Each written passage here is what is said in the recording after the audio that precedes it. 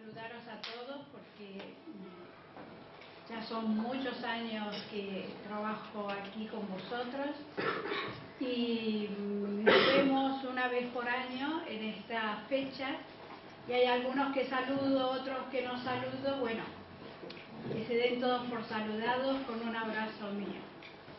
Y estoy encantada de estar nuevamente con vosotros y compartir estos conocimientos teosóficos que no solo iluminan nuestra mente, sino nuestro corazón. Lo que las palabras de Carlos sobre la sincronicidad es muy interesante y muy importante para que lo experimentemos. Todo esto, si no se lleva a la práctica, el conocimiento no sirve para nada. Yo soy así de drástica. Ustedes dirán, pero bueno, Carmen es muy drástica. Pues sí, porque si no sirve todo esto para modificar nuestra vida, para cambiar nuestros cánones, para romper nuestras limitaciones, pues entonces queda en el plano de las ideas, de las utopías y de las cosas que son bonitas. Esto es lo mismo que observamos un ramo de flores y decimos, qué bonito, pero lo dejamos fuera. Y esto lo importante es incorporarlo, tomar conciencia de ello. Yo estaba escuchando a Carlos atentamente cuando hablaba de ese inconsciente. También en el budismo zen hay una idea que es el inconsciente, pero este inconsciente es pleno, es donde está, es la raíz de todo. Es muy distinto al que se conoce en psicología, que era, como decía Carlos, en cierta medida como algo, un cajón desastre que ahí va a parar todo. No. Este inconsciente al que se refiere en el budismo zen es esa mente universal.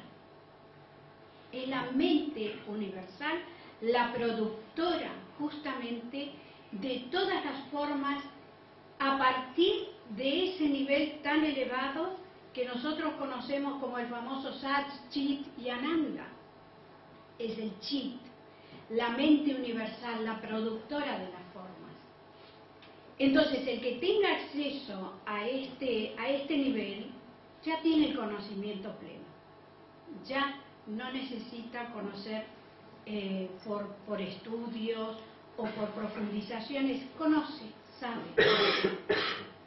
Vamos a ir progresivamente. He elegido esta imagen, que es muy significativa, para que meditéis en el simbolismo. No la voy a interpretar para que vosotros la interpretéis. Yo generalmente siempre dejo un koan para que haya ese interés individual para descifrar el porqué. La mente, en teosofía, cuando hablamos de mente nos referimos al cuerpo mental. Y este cuerpo mental, como todos sabemos, se constituye por el cuerpo mental inferior y el cuerpo mental superior. ¿Estamos de acuerdo hasta aquí? Esto lo habéis estudiado. Yo voy a ir avanzando muy rápidamente porque quiero llegar un poco al meollo de la cuestión. Entonces, no voy a explicar lo que es la mente inferior, la mente superior, simplemente son pinceladas. Entonces tenemos que entre la mente inferior y la superior existen una serie de elementos que van desde los pensamientos más concretos y materiales hasta los más sublimes y espirituales. La mente inferior agrupa hechos detallados y la mente superior los fusiona en una generalización o arquetipos. El cerebro y el sistema nervioso se limitan a atraer estas vibraciones y a interpretarlas. O sea, que no está en el cerebro el contenido de esta mente, sino que es el instrumento, es la caja de resonancia donde se convierten en sentimientos, pensamientos, sensaciones, etc.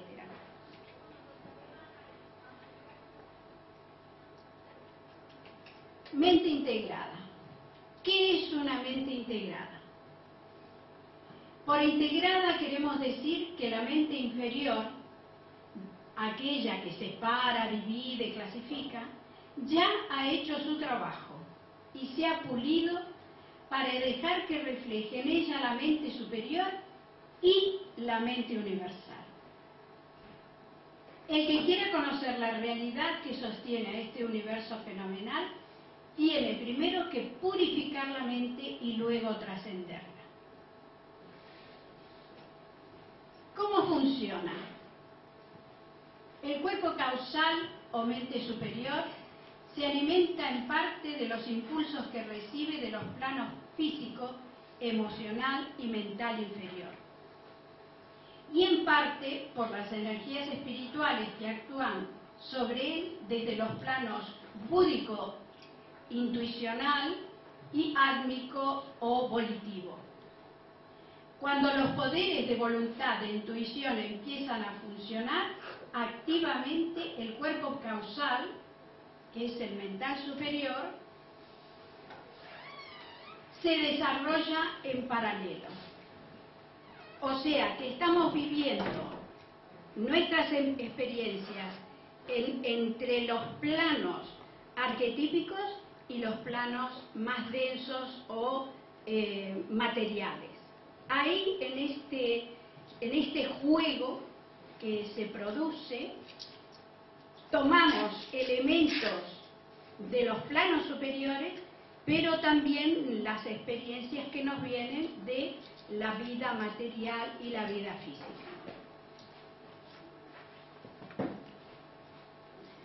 El cuerpo causal o mente superior es como un espejo que puede reflejar sobre la mente inferior las verdades que están presentes en la mente universal.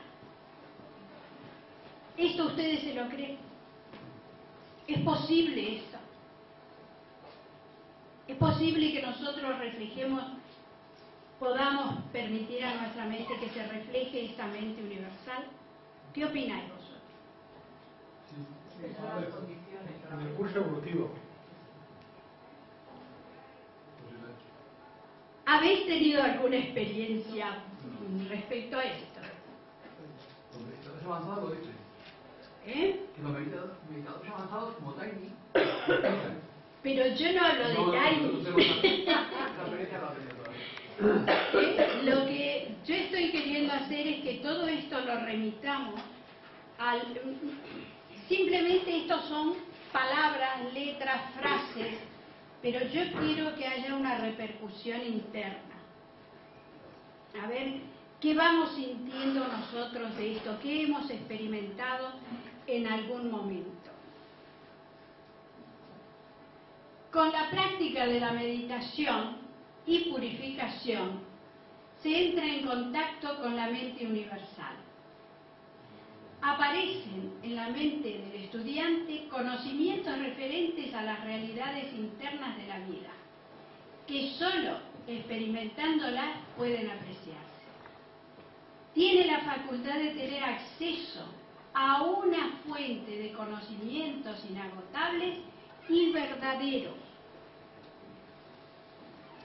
que como consecuencia le permite independizarse de todas las fuentes externas de conocimiento. Esto es muy interesante porque llegado a cierto punto, a veces confundimos la sabiduría con el mero conocimiento de información. Hay uno que queda cristalizado, que es la información que recibimos, que como eruditos, queremos ser eruditos de los temas. Pero eso no es ser espiritual, y eso no es entrar en contacto con el conocimiento profundo. Por eso dice que tiene la facultad de tener acceso a una fuente de conocimientos inagotables y verdaderos, que como consecuencia le permite independizarse, porque estamos muy pendientes de lo que dice fulano, a ver esta autoridad en la materia, a ver, y siempre tenemos que estar ahí renovando nuestros conocimientos porque se nos quedan o pequeños o distorsionados, porque no hemos tenido acceso a la fuente. Ahí no hay dudas. Hay una percepción directa de la unidad de la vida, que era lo que decía Carlos, hay esa integración, que se convierte en una omniabarcante compasión y simpatía por todo lo que le rodea. Es un estado de felicidad y de sabiduría trascendente que no se puede describir con palabras. Cuando la conciencia unificada opera sobre el campo del intelecto, se refleja como conocimiento espiritual. Y cuando opera en la esfera de las emociones, se refleja como amor espiritual. Este conocimiento directo es el que ha permitido a la mayoría de los sabios, o santos, o místicos, que no fueron eruditos, y que no aprendieron en los libros, tener una penetración en los problemas fundamentales de la vida. Es independiente del conocimiento libre. Esto va por otra vía, va por la vía de la intuición, de la sabiduría. La I de la primera línea es importantísima. Exacto. Vamos a ver ahora cómo llegamos a que hay una cierta diferencia entre lo que es el intelecto y la intuición. El conocimiento intelectual se adquiere a través de la lectura de libros, de cursos, conferencias, discusiones, etc. La intuición, para adquirir la sabiduría o intuición, hay que retirar las impurezas, las distorsiones y los complejos de nuestra mente. Esa es la vía. En el intelecto se agregan y quitan ideas e información constantemente, porque hay que clarificar, ampliar, fortalecer los puntos débiles nuevos. Permanentemente, por ejemplo, un médico, un ingeniero, permanentemente tienen que actualizar sus conocimientos, porque tienen que estar a la última del día. Pero es en un plano constantemente de lo material, de lo físico, diría yo. En la intuición, al elevar la conciencia se despeja la comunicación entre lo espiritual y lo mental, recibiendo el conocimiento directo de la fuente universal de vida. Lo que es en el intelecto el absorber información, lo que es en la intuición despejar el campo, liberarlo, que era lo que decía Carlos, hacer esa liberación. Hay un abismo insalvable entre lo que se estudia y lo que se practica, visto desde el punto de vista intelectual. Yo quiero que levante la mano aquel miembro de la Sociedad Teosófica que en un momento dijo: esto está muy bien en lo escrito, pero llevarlo a la práctica es muy difícil. Todos, ¿verdad? Todos lo sentimos, porque lo estamos mirando desde el punto de vista del intelecto. Desde la intuición hay una total correlación entre lo que se profesa y lo que se practica. No hay una división, no existe una incoherencia, no hay un conflicto, no hay crisis. Simplemente se está liberado de esas tensiones. Desde el punto de vista del intelecto, el conocimiento intelectual, por nuestras... Uy, aquí me falta algo, Nuestras distorsiones mentales. Exacta, el conocimiento por nuestras distorsiones mentales puede engañarnos. Justamente es el famoso ejemplo que se ve un cable y se lo ve en la penumbra y parece una serpiente. Ya hemos sido engañados porque no hemos visto la esencia, hemos visto la forma. Cuando hay sabiduría, intuición, la conciencia se fusiona con el objeto que quiere conocer. Entonces no hay dudas, no existe conflicto, no hay diferencias, se experimenta, se sabe por conocimiento interno. Por último, el intelecto ve en forma indirecta, parcial e incompleta, en tanto que la intuición ve de un modo directo, justo, total y correcto. Os voy a dar un ejemplo. Este ejemplo lo podéis encontrar en el libro de Taimi, El conocimiento de sí mismo. Él da un ejemplo muy claro, la diferencia entre intelecto e intuición. Dice, supongamos que entramos en una sala de un museo, pero que está totalmente oscura y no hay iluminación. Entonces, ¿qué hacemos para recorrer el terreno y para ver lo que hay? Empezaremos a andar primero con cuidado, tanteando a derecha e izquierda, tocando los objetos que hay, tratando de interpretar lo que tocamos, la diferencia de las texturas. Si de pronto encontramos un cilindro, a ver qué es este cilindro, ¿será la pata de una mesa o puede ser cualquier otra cosa, o un bastón? No tenemos una idea clara. Pero imaginemos que lentamente, en la hora del amanecer, empieza a haber luz y cada vez más luz. Entonces podemos observar toda la sala sin distorsiones y con un total conocimiento desde el punto en que nos encontramos.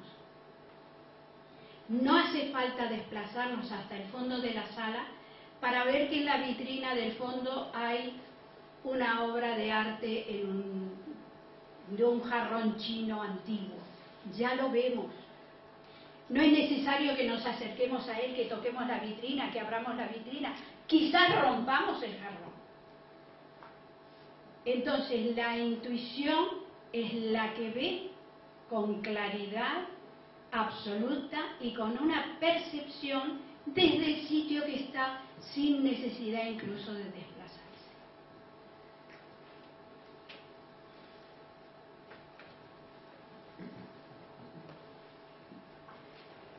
Incluso el que ha tenido una experiencia de este nuevo, digamos, enfoque de la vida, transforma de tal manera su vida que nunca vuelve a vivir lo mismo que antes. Os doy otro ejemplo. Supongamos que hay un señor que es muy rico. Este señor pues tiene un sirviente que es muy amable, muy correcto, muy buena persona. Y de pronto un día se entera que ese sirviente es su hijo. La situación no ha cambiado porque está esta persona que era su sirviente, pero que ahora es su hijo, pero al darse cuenta de esa situación, ya su vida ha cambiado. Su actitud para con él ha cambiado definitivamente. No hay un retorno hacia atrás. Entonces, la toma de conciencia de esta experiencia es un no retorno. Ha transformado la vida. Esto lo podemos ver, por ejemplo, en un San Francisco de Asís. Él tomó una decisión en su vida y todos decimos, pero qué loco, era rico, tenía de todo y hubiera disfrutado y hubiera sido santo igual. no lo habéis analizado, por lo menos lo he pensado, digo, pero bueno, podría ser santo y seguir disfrutando de todas estas cosas bonitas. Pero no, realmente él había tenido una experiencia netamente superior a la mía y había tenido una comprensión mucho más amplia de esa mente universal, había contactado con esa conciencia universal y a él le daba lo mismo tener que no tener, exactamente igual. Sigamos avanzando. El yoga.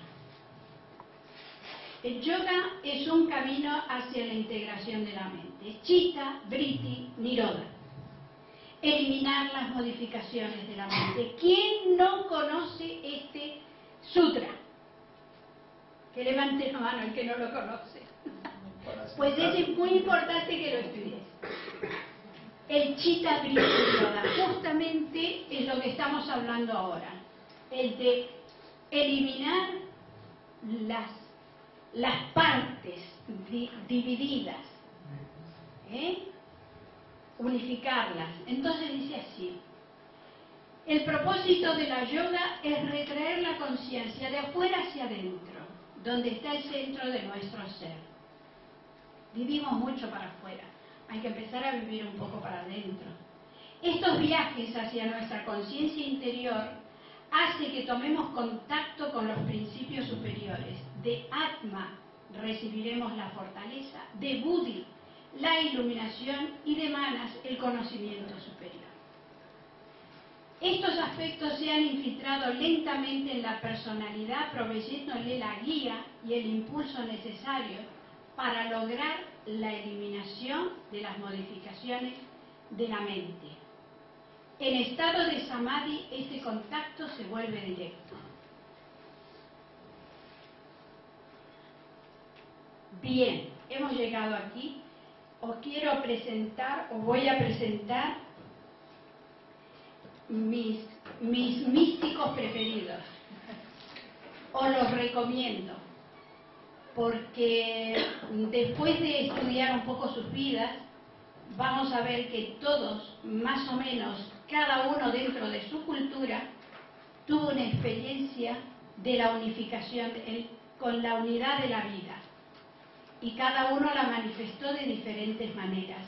Nosotros no estamos delineados para ser un patrón de llegar a ser todos iguales. No. En esta evolución que estamos coparticipando todos, cada uno de nosotros tenemos... Cada uno... ¿Suena o no suena? Cada uno de nosotros tenemos una nota clave que dar dentro de la evolución. Y en esa nota clave debemos desarrollarnos. Nuestra mónada es la que presiona constantemente en esta evolución. Y cada uno de nosotros tenemos una misión especial dentro de la evolución. Por eso no somos iguales. No debemos ser iguales. Debemos seguir nuestro patrón interior, aquel que en nuestra conciencia está empujando. No debemos ser iguales. Ustedes fíjense en lo que les digo, iguales. No en esencia, porque en esencia todos participamos de la misma vida, pero en el momento de manifestarlo somos diferentes. Tenemos a Hildegard de Bombingen. Ella desde muy pequeña tuvo experiencias espirituales. Ella decía: una gran luz en la que se presentan imágenes, formas y colores. Además iban acompañados de una voz que le explicaba lo que veía, y en algunos casos de música. Esta monja, que después fue abadesa, etcétera, una mujer inteligentísima, ella fue músico, desarrolló la música, escribió música.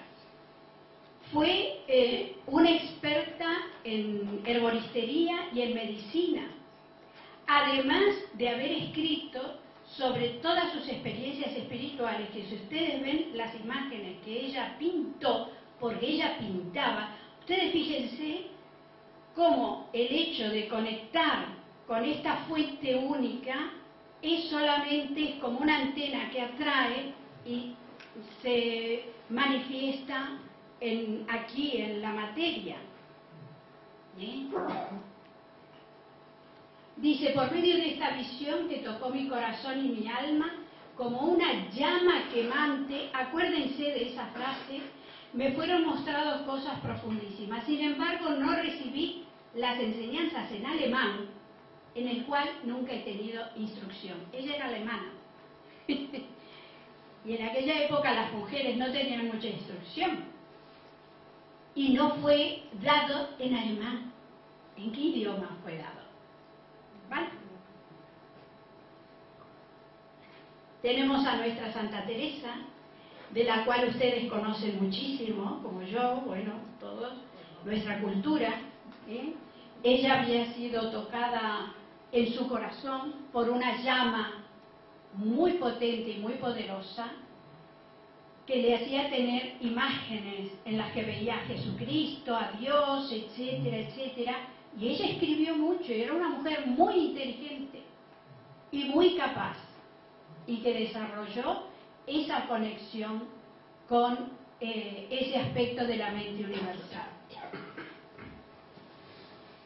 Ahora tenemos son diferentes épocas. He empezado por el año 1100, 1500, este es el año 1823 que nació, 1874 que murió, bueno, murió, desapareció.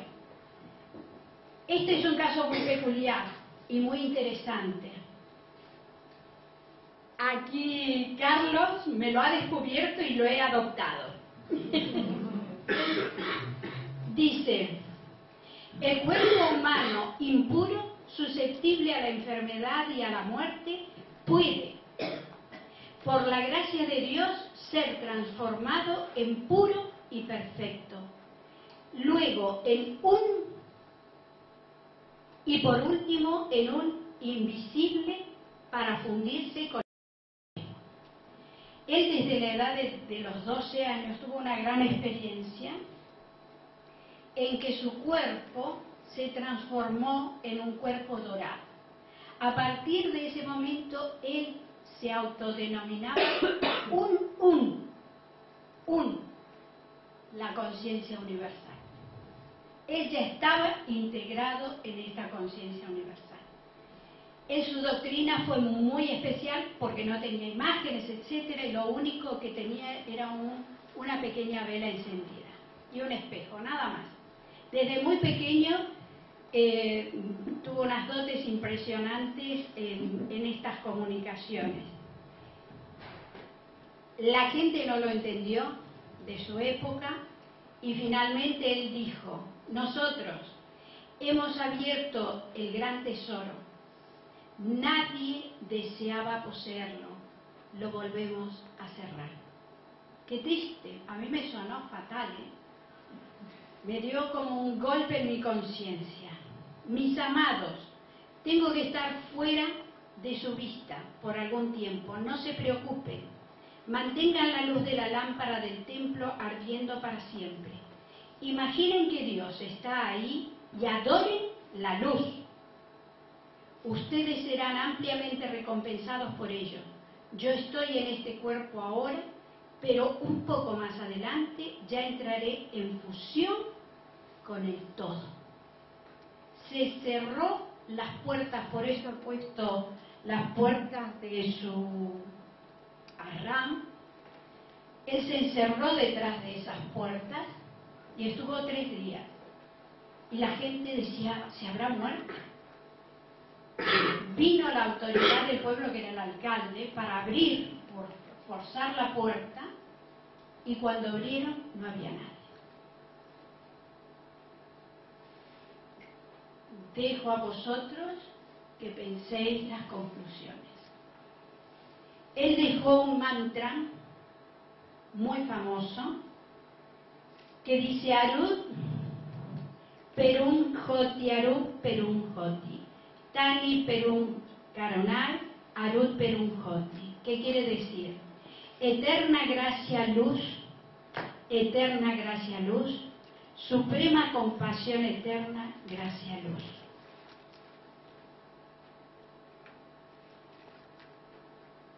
Llegamos a Ramana Maharshi.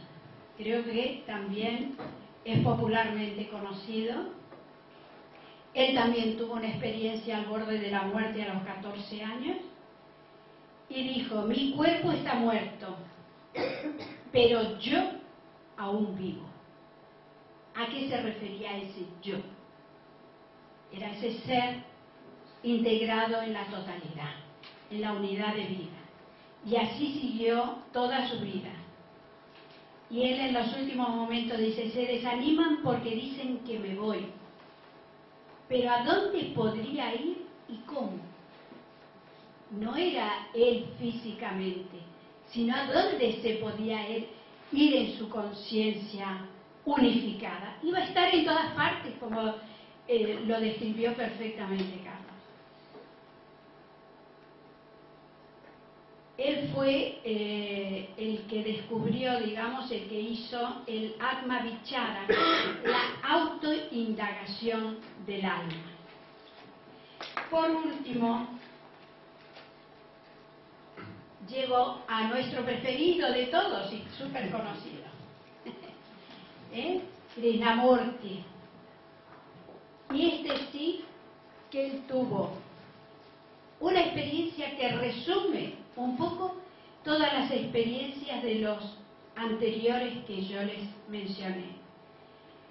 Dice: el 17 de agosto sentí un dolor agudo en la base de la nuca y tuve que reducir mi meditación a 15 minutos.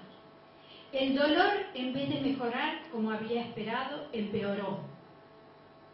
El clímax fue avanzando el día 19.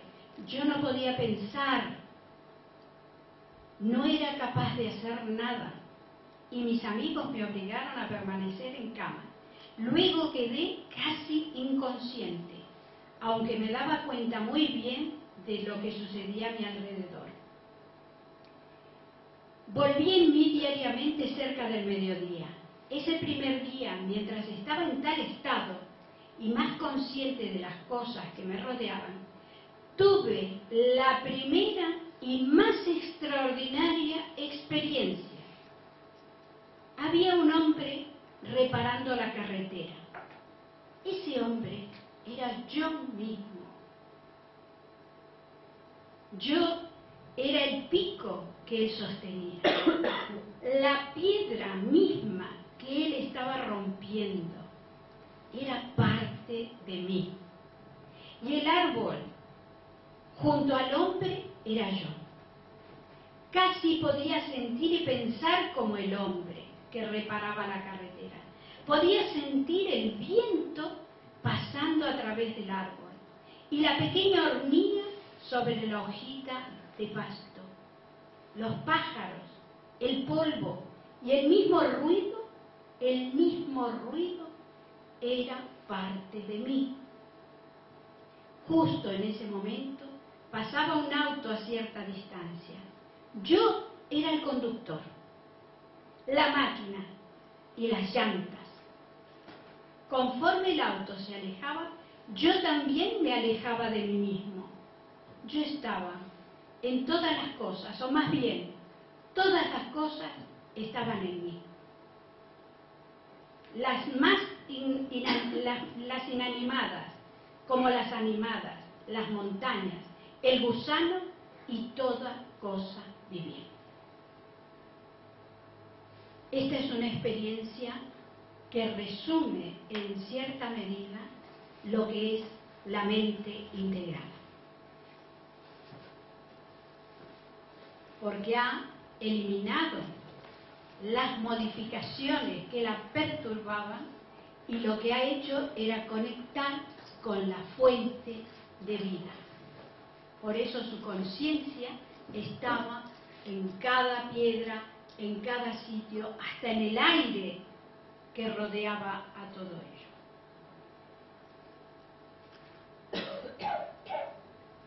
Ya está, se terminó. Bien. Y vamos a hacer un pequeño relax. Lo vamos a hacer de 1 minuto solamente. y me gustaría que hubiera absoluto silencio para que en cierta medida esto que hemos ingresado a nuestro intelecto por lo menos permaneciera un minuto en nuestra conciencia superior. Vamos a guardar silencio un minuto, pero silencio absoluto. Y vamos a imaginar que hay una luz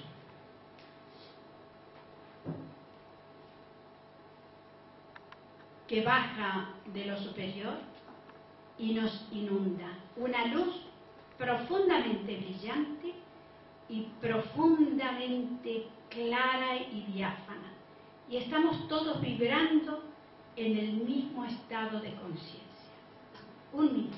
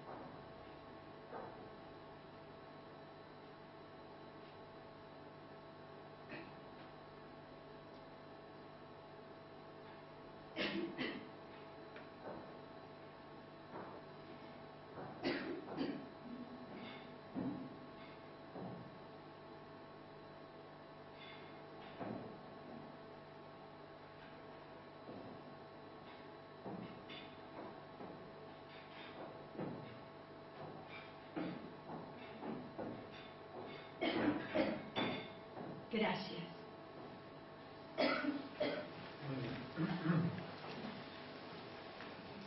Podemos decir.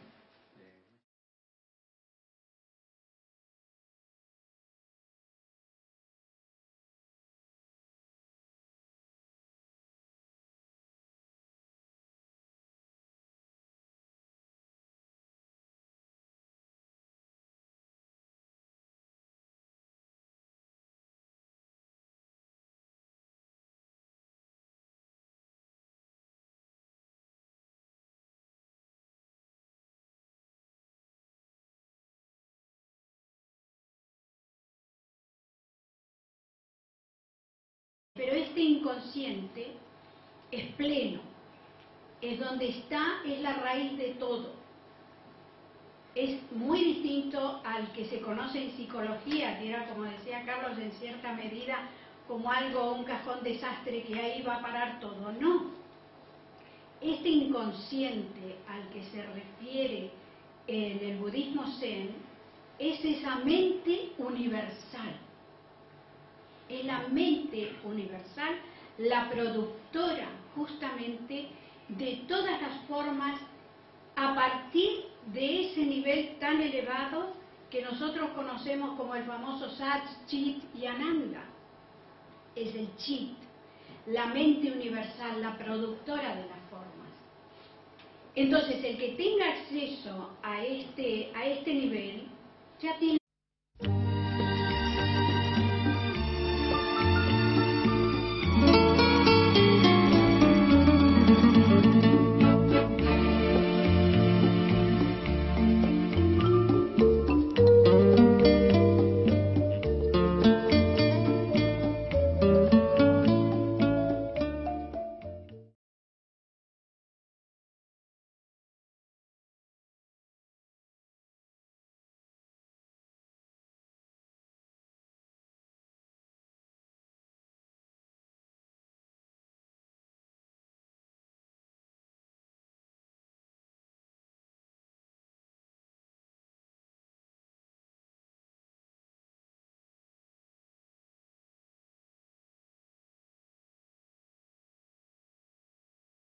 Saludaros a todos. El conocimiento pleno. Ya no necesita conocer por estudios o por profundizaciones. Conoce, sabe. Vamos a ir progresivamente. He elegido esta imagen, que es muy significativa, para que meditéis en el simbolismo. no la voy a interpretar para que vosotros la interpretéis. Yo generalmente siempre dejo un koan para que haya ese interés individual para descifrar el porqué. La mente, en teosofía, cuando hablamos de mente nos referimos al cuerpo mental. Y este cuerpo mental, como todos sabemos, se constituye por... Yo soy así de drástica. Ustedes dirán, pero bueno, Carmen es muy drástica. Pues sí, porque si no sirve todo esto para modificar nuestra vida, para cambiar nuestros cánones, para romper nuestras limitaciones, pues entonces queda en el plano de las ideas, de las utopías y de las cosas que son bonitas. Esto es lo mismo que observamos un ramo de flores y decimos qué bonito, pero lo dejamos fuera. Y esto lo importante es incorporarlo, tomar conciencia de ello. Yo estaba escuchando a Carlos atentamente cuando hablaba de ese inconsciente. También en el budismo zen hay una idea que es el inconsciente, porque ya son muchos años que trabajo aquí con vosotros y nos vemos una vez por año en esta fecha y hay algunos que saludo, otros que no saludo. Bueno, que se den todos por saludados con un abrazo mío. Y estoy encantada de estar nuevamente con vosotros y compartir estos conocimientos teosóficos que no solo iluminan nuestra mente, sino nuestro corazón. Lo que las palabras de Carlos sobre la sincronicidad es muy, muy, muy interesante y muy importante para que lo experimentemos. Todo esto, si no se lleva a la práctica, el conocimiento no sirve para nada.